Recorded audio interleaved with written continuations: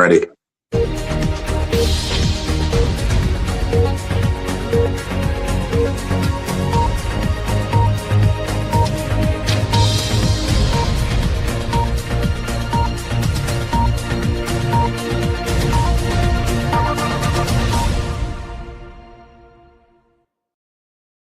I'm gonna pull the whole thing down. I'm gonna bring the whole fucking diseased, corrupt temple down on your head. It's gonna be biblical.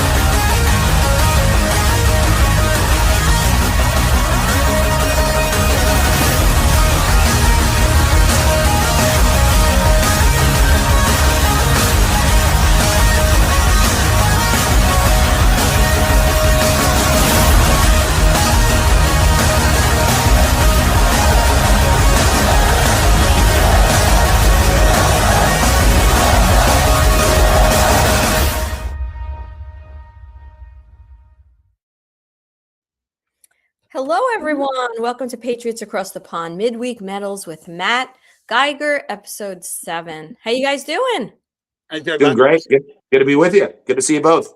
You know, I love this show because I feel like, Stu and I usually have to do a lot of prep and, we got to be kind of like on when we have our guests sometimes. I feel like we're just out like having a cup of coffee when we get together with you. So, yeah, back at you. Yeah, it makes it easy, we're both from Long Island. So, the Long Islanders know Long Islanders. We see eye to eye. So that makes it fun. Absolutely. And speaking of Long Island, I'm sorry, Stu, we're getting closer to the Awakening Summit. For anybody who isn't aware, Matt is a huge sponsor of this event, Verity Metals. Again, you can find more information about that on our website, patriotsacrossthepond.com, and we're going to have the number up here soon that you could call Matt for anything you need.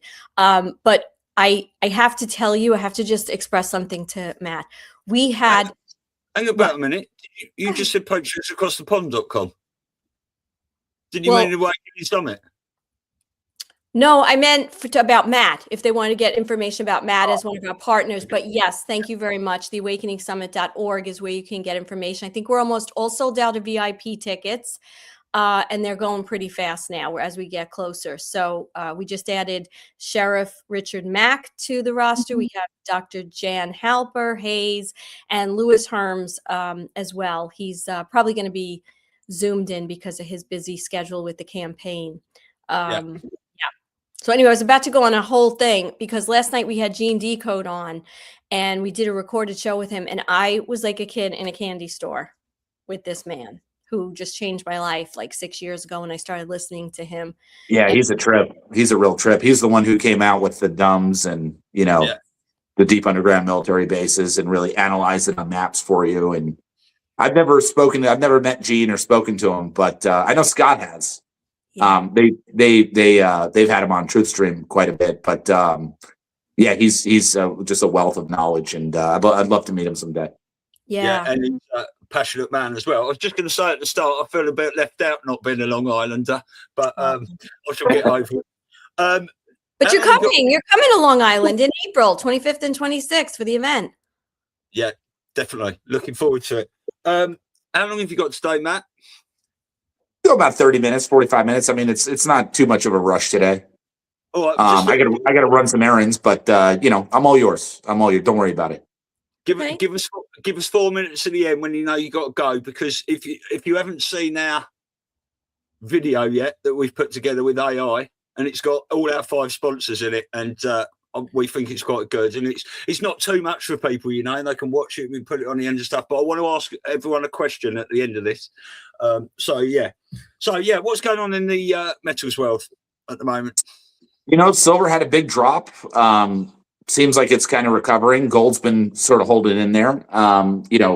As I always tell people, it's like, okay, I have a 3 to 5 day wait period until orders go out on, let's say, silver, for example.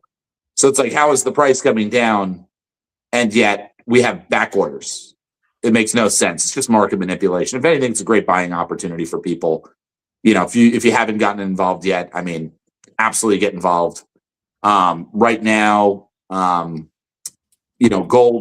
as well. Gold's been holding at that $5,000 range. We'll see what happens. I mean, this is just market manipulation. Get your hands on it while you can. I think there's going to be a lot of stories that come out in the news, a lot of fraud coming out. You got Nick Shirley in California. He's starting to reveal some of what his findings are. It's going to be jaw-dropping stuff. It is crazy. I mean, we were just watching, obviously Telegram, right? But both Stu's channel, my channel, like everybody just, it's open on mine. So there's just tons of stuff coming on there. And, like we know, is it hard to hear just because it's so disgusting what went on? Yes. Are we shocked? Us awakened? No, we're not shocked. We're just revolted.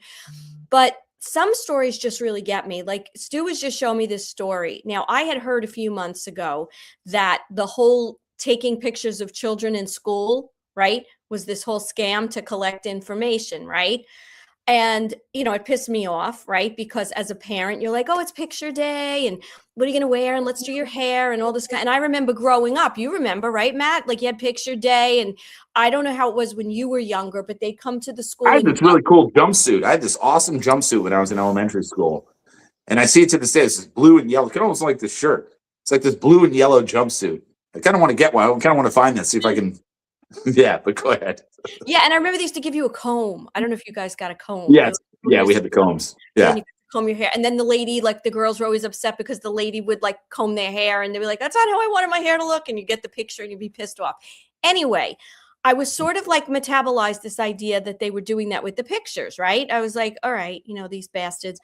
But then today, I'm watching this and they have this was it called the safe kit or something that they would like give you a card and you're supposed to send a fingerprint in and all this stuff, right? So going back to when my kids were little, right? We're going back maybe 14 years, 11 years.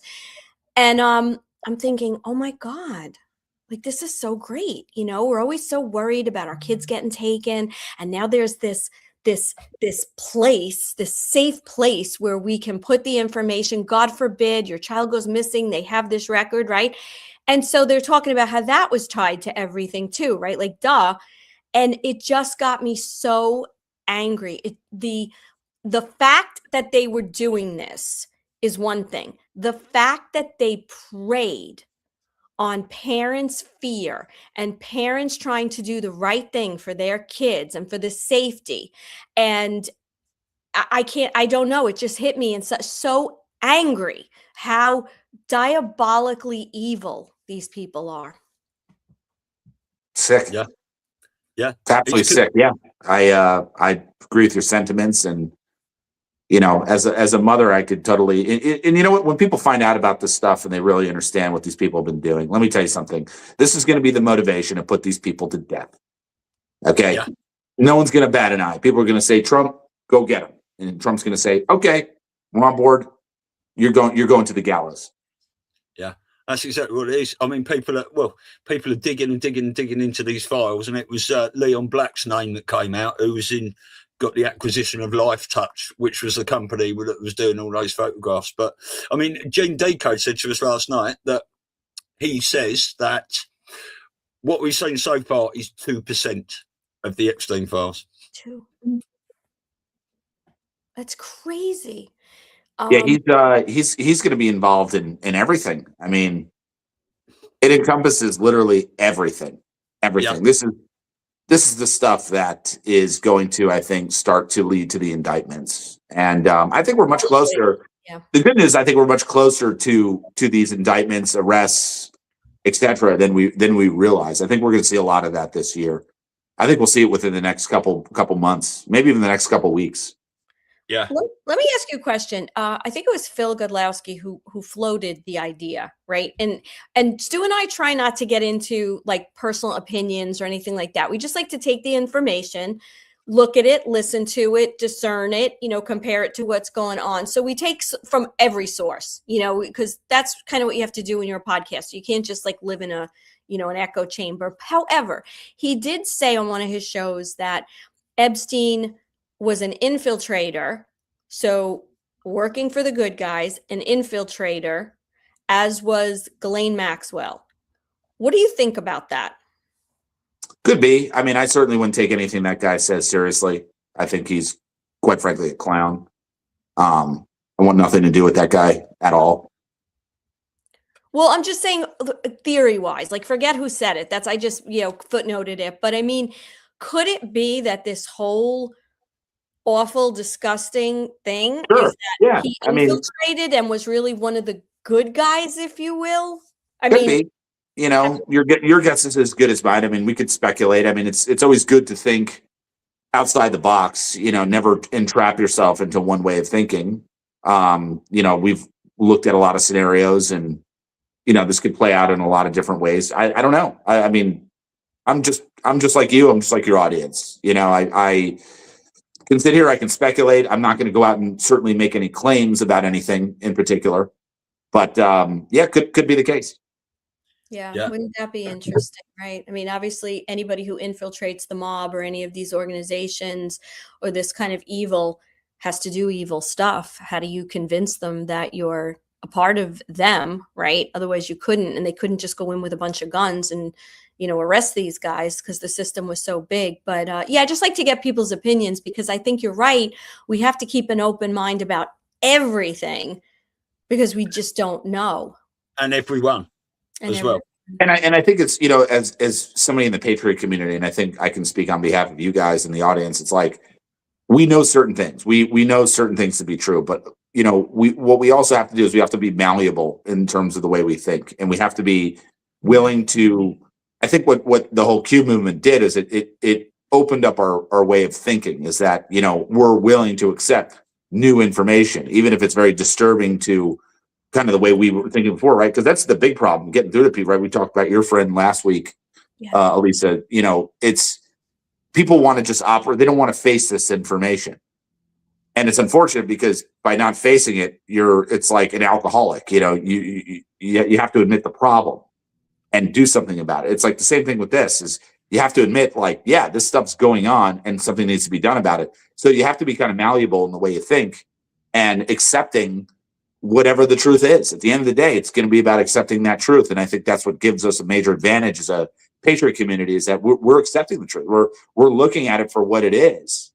And we're not just sitting on our hands anymore. Now we're going to actually go do something about it. What a concept, right?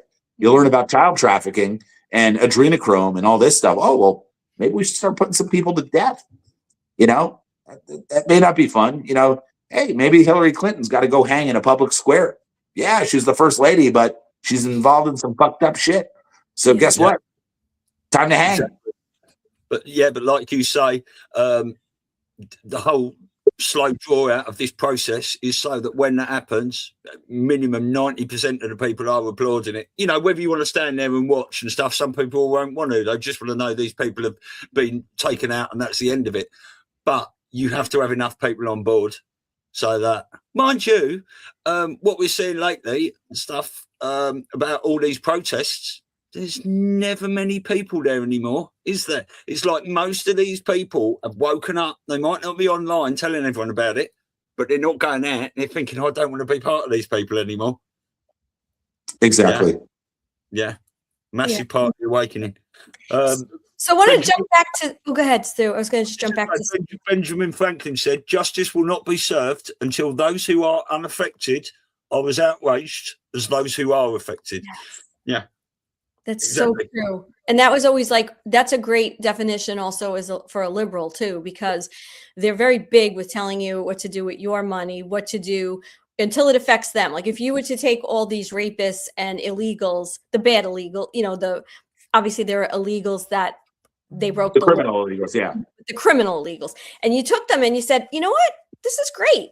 Let them into your house and give them a room, right? Then all of a sudden, I think we'd see, because now it affects them. Right. And so then we might see a different position with the anti-ISIS. I love those man on the street interviews, and I'll let you get back, but I love those man on the street interviews where they're like, yeah, how many of these illegals would you like to take in?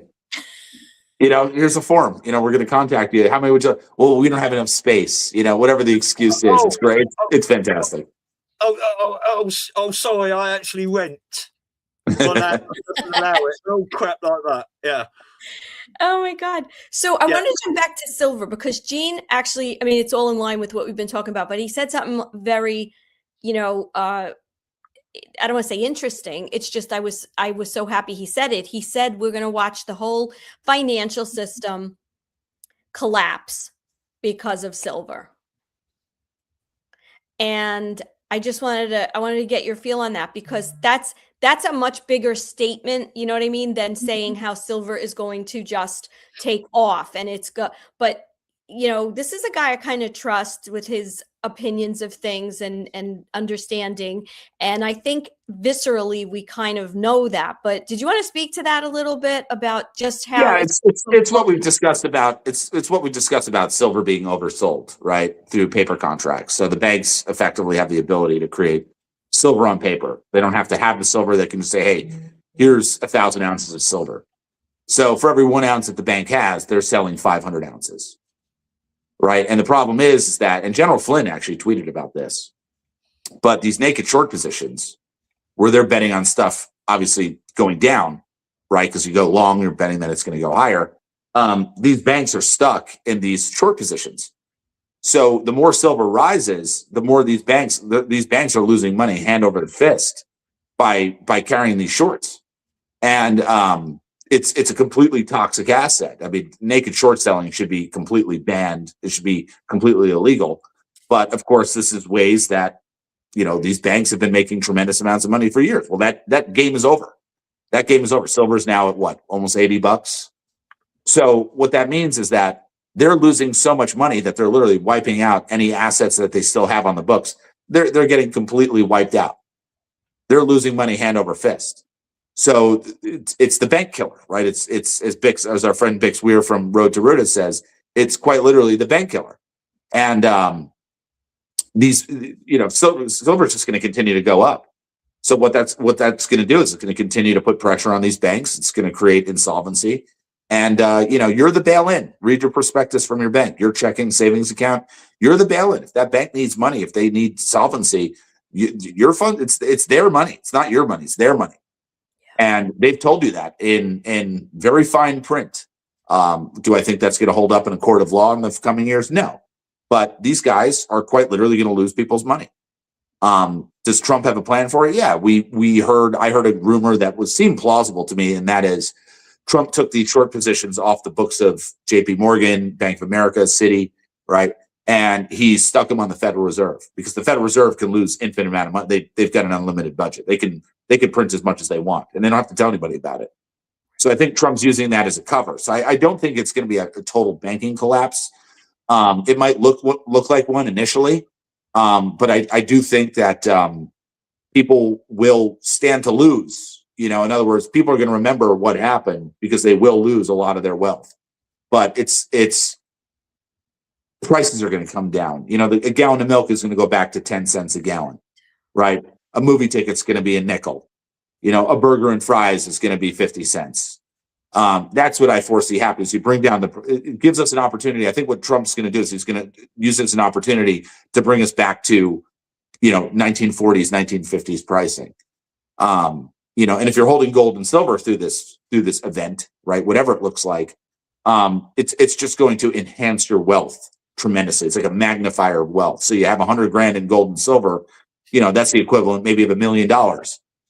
So I think people that are sitting in the precious metals, first off, are the Q people, the people that have been getting the inside information. Those are the people that have found the motivation and the strength within themselves to say, yeah, I'm going to take a healthy position in gold and silver. And these are going to be the people that have the wealth in the country moving forward, as they should, right? Q patriots should be the ones running the show, because we ain't going to let these people back in, right? Give us the wealth. We know what to do with it. We understand, right? So I think we're here to lead the way, and that's going to start in terms of money. Yeah, exactly. And it's money coming from the heart, isn't it? Not money coming from the I don't like other people. Exactly. Yeah. Now, one of the most interesting things I've seen this week, we talk about Epstein potentially being a infiltrator and stuff like that, was I was watching D-Class the other night, and they had the debriefing on, and he's been doing a bit of work with AI. They potentially think, it's about a 30-minute segment. If you haven't seen it, I'll find it and send it to you. They think that Bitcoin was one of the biggest sting operations in this whole thing. It was potentially started by the White Hats, and it has tracked every illicit deal and all this since its creation. What do you think about that? I mean, doesn't surprise me. You know, there's been a plan in place. You know, it's fascinating. I want to learn about the history of Q. Wano Savin talks about a Q museum being created. Wow. Yeah. You know, and I have some pieces here that I would love to put in there. You know, all I want is just a little, you know, placard with my name on it, like purveyed by Matt Geiger or whatever. I don't want any money for it, but yeah, there's going to be some really interesting history revealed, and I salute, you know, what a lot of people don't talk about is, you know, we've probably had soldiers that have been fighting down in the dumps and have lost their lives. Yeah. And I think about these guys, yeah, you know, and they're not getting any credit yet. I mean, in the future they might, but I think about those people that have put their lives on the line for, you know, where we're at now, because, you know, Trump's making it look easy. He's making it look easy, and he knows he holds all the cards. But you know, there was some gritty soldier that's been probably fighting, seeing the most heinous of things in these underground tunnels and whatnot, that are losing their lives, and those are the people that you know, I think about. That's what grates on me, is the people that say, I want a med bed and I want one now, and they don't think potentially about the soldiers that need those med beds and the children that they're saving first. Yeah.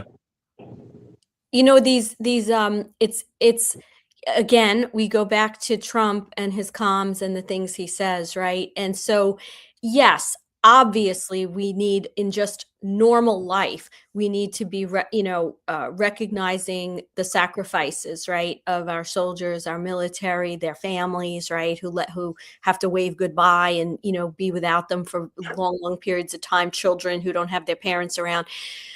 But when you really think about Trump, and when he started really pushing this whole idea of you know, that there was so much more that he was thinking than just the typical of what we know, you know, maybe being stationed in Iraq or stationed. And I'm not minimizing that, but when you consider not only that they had to fight in an underground situation, right, which is a completely different way of fighting, not only that they had to witness stuff that we can't even begin to imagine, right, with rescuing children and the condition and what their eyes had to see, but then we don't also know what they're fighting down there too. You know, we don't know what kind of demons and different. Well, you mentioned Gene Decode, and I mean, that was some of his first episodes, was the discussions of what they're finding down there. You know, hybrid humans and werewolves, hybrid, yeah, just absolute stuff that, I mean, when he was talking about that back in 2019, 2020, when I first started listening to him, I mean, I was just absolutely blown away by it. Yeah. You know, and it really, you just feel it in your heart. You feel it in your heart, and it changes the way you think about things. Yeah. You know, and yeah, whoever had to go down there and do that job, I mean, salute you. Yeah, exactly, because there was a news article, wasn't there, in 2018? So whether that was public in 2018 about the US government, Trump administration, spending $500 billion to teach the soldiers to fight underground. Remember that? Yeah. I remember that. Fighting. Yeah. Yep. I remember that. Yeah. Yeah. You know, and we think about our country, obviously, like as Americans, right? But this is an alliance. So think about those guys that had to go into Ukraine. What the hell they must have found, right? And the Russian soldiers, and all the soldiers that are part of this that we don't even really know at this point, right? All of them. I mean, I remember, and if you guys remember, I think it was Simon Parks. There was maybe like 5 years ago, I think, and they talked about an operation where we lost, like, I say we, I mean the alliance, right? Whoever's there, we lost like 200 or 250 soldiers like in one day because of an operation that was, I guess you want to say they were tricked. Booby trapped, I think, or something, wasn't it? I mean, you can't even imagine. So yeah, it's very frustrating to hear people lamenting, and I understand if you're not 100% aware, you're feeling like, well, this is just being kept from me or my family member, and there's no reason for that, because we shouldn't have to die and suffer with diseases, but it's all in the timing, and if more people just understood what was going on, that would raise the vibration to help things move along a little faster, I believe. Well, and furthermore, there's a very famous photo of Trump where, he's got his hat off and his hair's kind of, whatever, and he's walking off Marine One. Yes, the tie. And he without the tie, he's got the open shirt, and he looks like he's not happy, like he's upset. And I would imagine that he probably lost some troops that day. That could very well be the day we're talking about where he's just, he's visibly upset. And it's like, okay, when you see Trump in that mood, pay attention because something went down. And I just,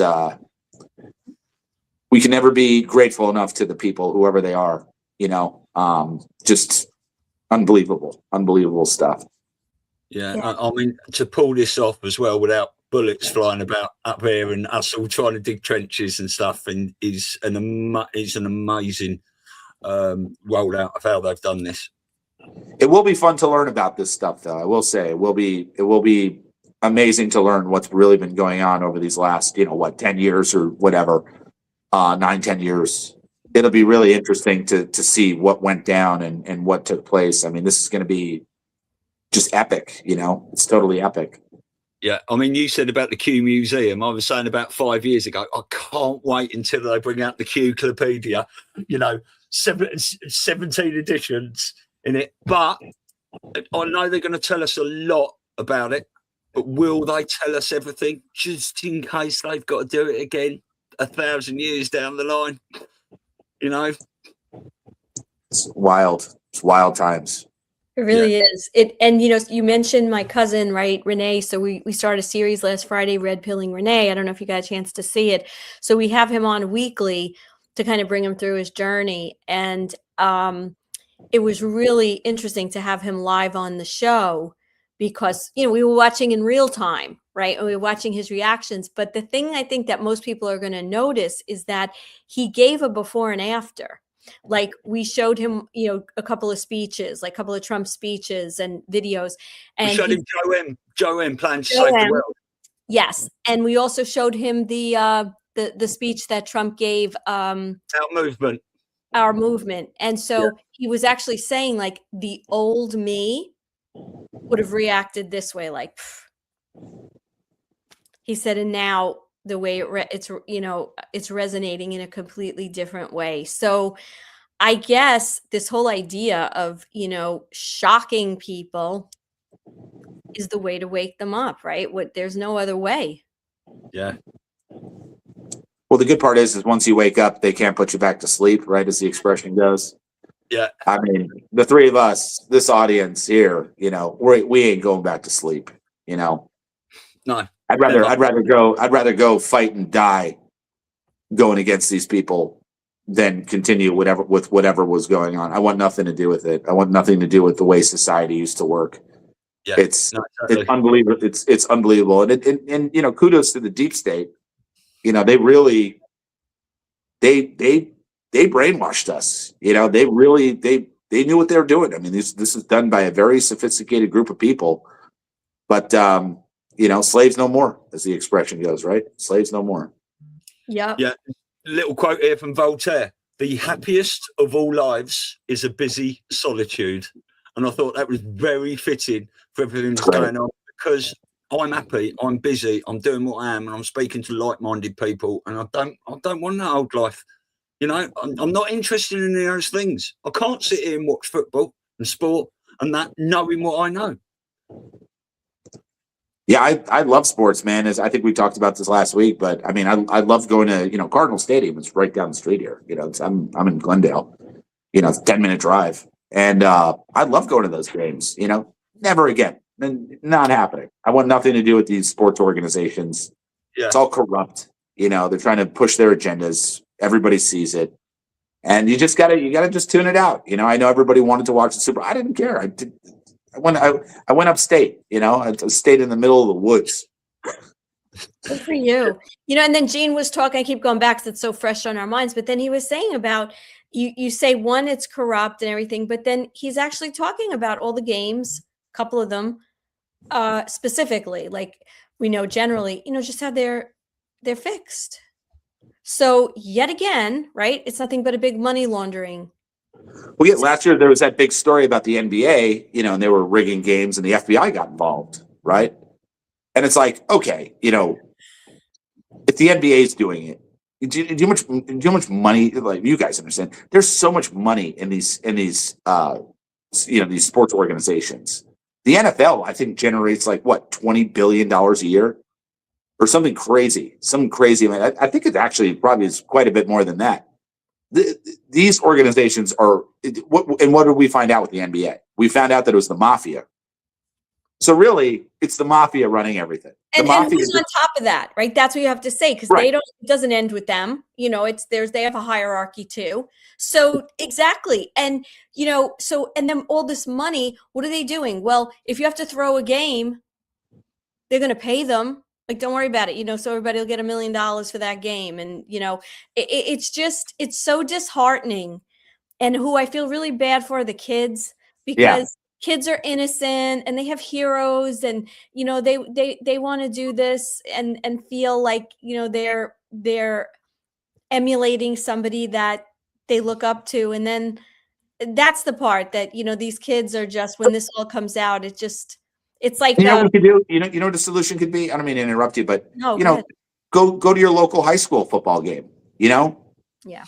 Everybody should go to these games, because it's the only honest sport that there is at, the high school level, most likely. And probably been some of that's rigged, but for the most part, and what's interesting about the football thing though, is if you remember, Trump took the NFL to court when he hired Herschel Walker. Right, who also just recently ran in Georgia, who probably won, but they rigged it, of course. Right. But he signed Herschel Walker to a contract, and he actually won against the NFL that they're a monopoly. He won in court. He won $1. But isn't that interesting that, whatever it was, 40 years ago, 30, 40 years ago, Trump did that. And I think it's a sign of things to come in the sports world. Yeah. Is these organizations, there's going to be competition for talent. And these guys are not going to just be able to monopolize. There's going to be a lot of the sports world, I think, is going to be greatly enhanced, because you're going to see these other organizations and these other leagues start to open up, and it's going to be great. It's going to be wonderful. Yeah, I do. I hope so, because I think of that scene in A Bronx Tale when, when the kid is told, like, what did Mickey Mantle ever do for you? Right. Right. It's like it's just his heart, like his whole, like, it's just the loss of the innocence, So a lot of this stuff that's coming out with Epstein, obviously, we have to realize, according to Gene, he said between the ages of 14 and 21 or something. Something like that. Yeah. These kids are the ones that are digging, obviously us and adults, but TikTok and all that stuff. Yeah. And so maybe they can handle it. I don't know, in some ways that even adults can't, because they haven't lived long enough to get so stuck in their belief systems. And then they will. I'm loving these kids, these up and coming kids. These kids are great. Yeah. Some of these younger kids that I see out there, led by Big Balls, right, from Doge. Yeah. These kids are the future. I love to see it. And, I credit Charlie Kirk a great deal for that generation, because he really inspired these kids to think, and it was almost like rebellious to follow Charlie, probably for them at that, during that time.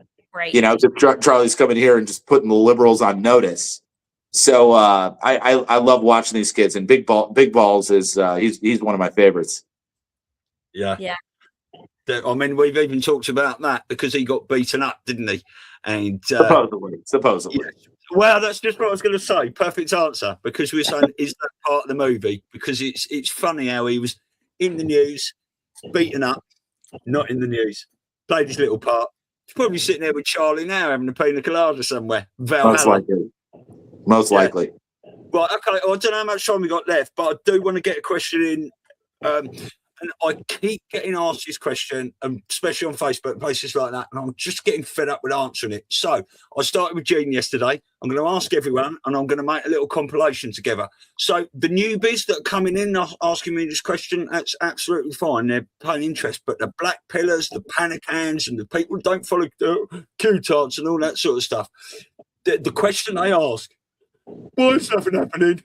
Why haven't we seen any arrests yet? Give them an answer, Matt. I mean, you could argue that the deed's been done, you know? I mean, you can look at it through that lens. I mean, I sit on some podcasts where that's really the whole idea is it's just, you know, we're just playing out the awakening process at this point. You know, that's not Hillary Clinton who you're seeing on TV. I look at it through both lenses. I see that side of it.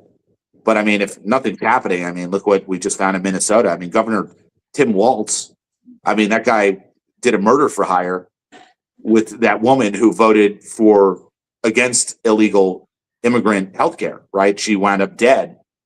And Tim Walz, allegedly, was the one who hired this guy.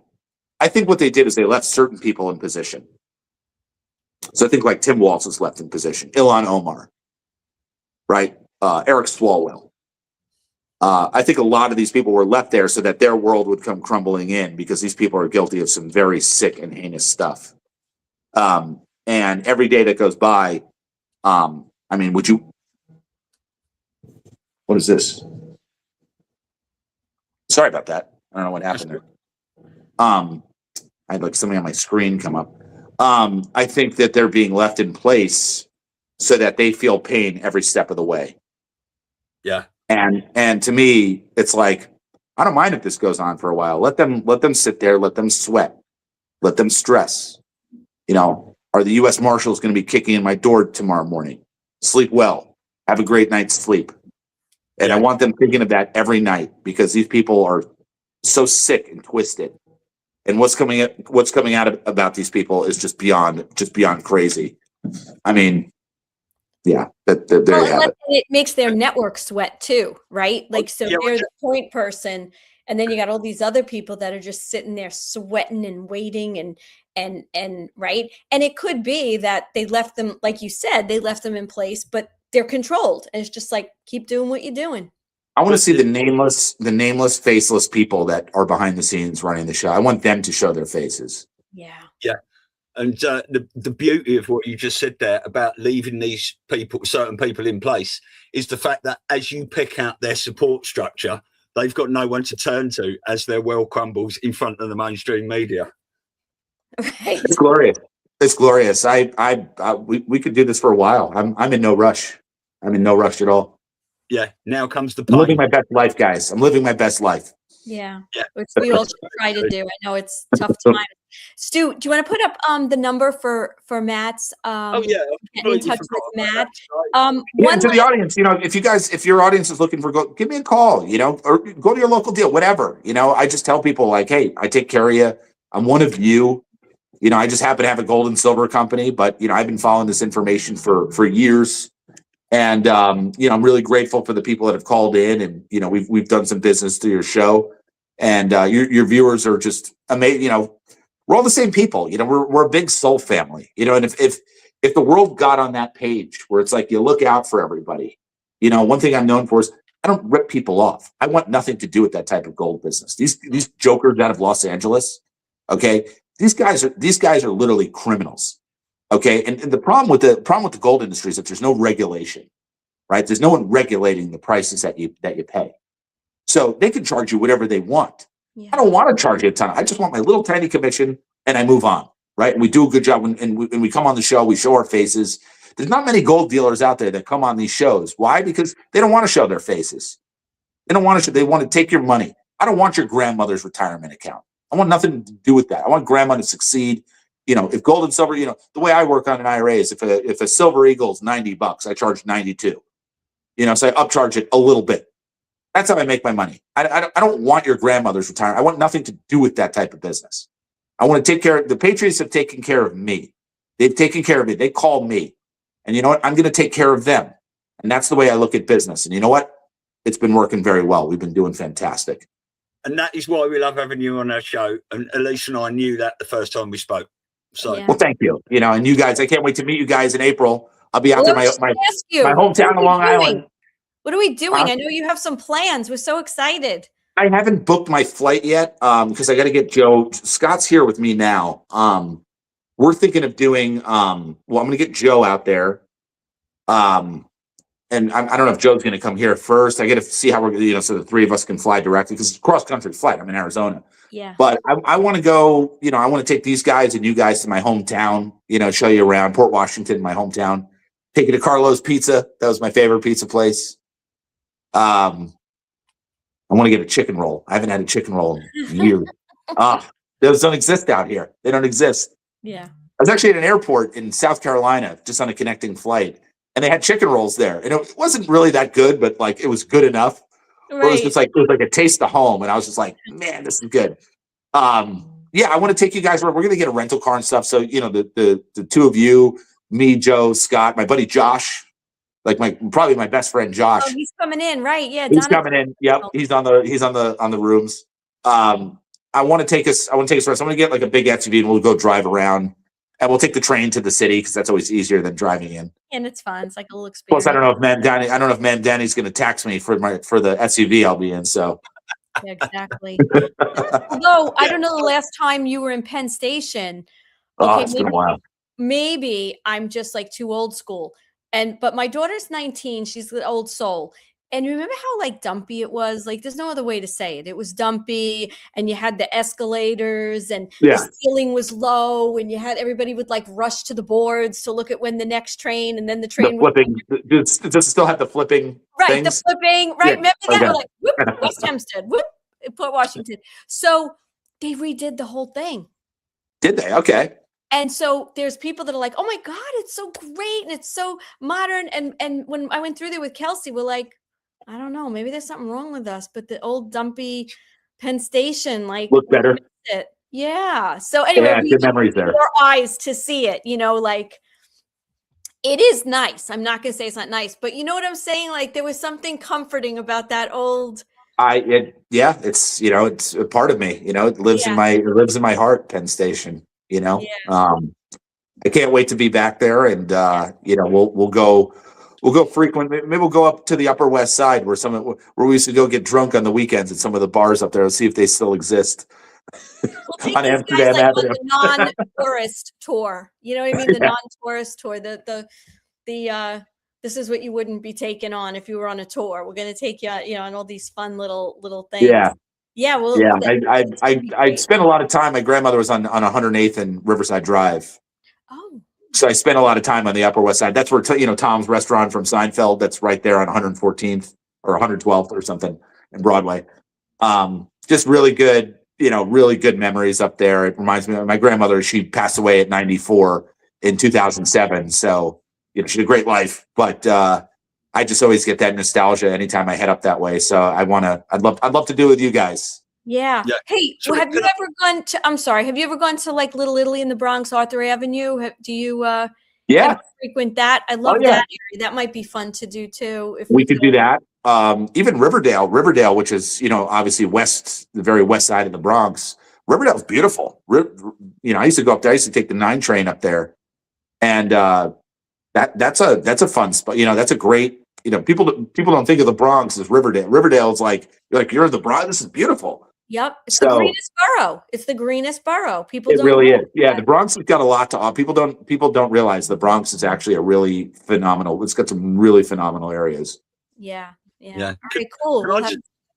Can I just ask, Matt, how long are you planning to go for? You're not just going for the weekend, are you? You're going for a week or No, so? I'm going to come early. I think I'm going to try to come that Wednesday or that Thursday, stay through the weekend, and then maybe leave out on a Monday or something, because it's like when you do cross-country flight, you want to get the most out of it. Yeah. Well, obviously, And I got people to stay here to take care of the animals, that kind of thing. So I have one of my very good friends will do it. So yeah, I look forward to it, man. It's going to be such a great time. It's going to be a great time of weather for the year. April's beautiful. I always tell people for New York, you want to come in spring and fall. Those are the best times. Summer is a killer. Summer. The end of July, August tends to be a little bit humid and a little bit unbearable. But I would say spring and fall are really the times to visit New York. It'll be nice. It'll be probably great weather. So I'm looking forward to that. Great. So nice. Well, I'm hoping to come sort of Wednesday to Wednesday, something like that, soon as I'm coming from over here. But yeah, I'm buzzing. Looking forward to it. It's going to be great. Right. Beautiful, guys. Well, thank you for having me. Always good to see you. And I'll see you next week. See you next week. Have a good one. Yeah, you too, guys. Hang around for 2 minutes, Matt, and watch this. Thanks to everyone in the chat, and we'll see you soon. Will do. Thank you. Bye.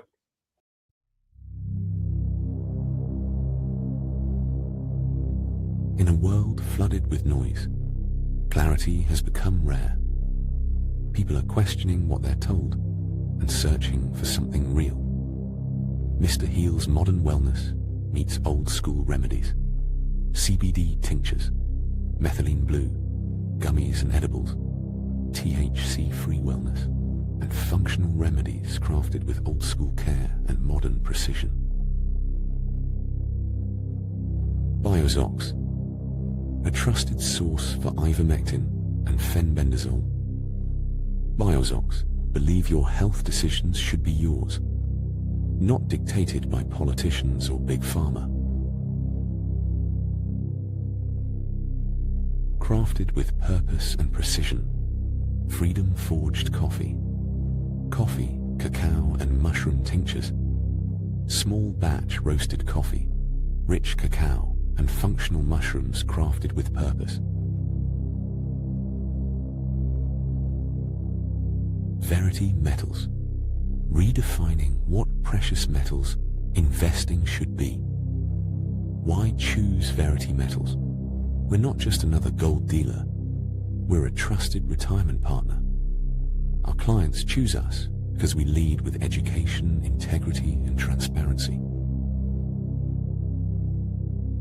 Medical bills are the leading cause of bankruptcy in the United States, accounting for 66.5% of bankruptcies. We can all agree the healthcare system is broken.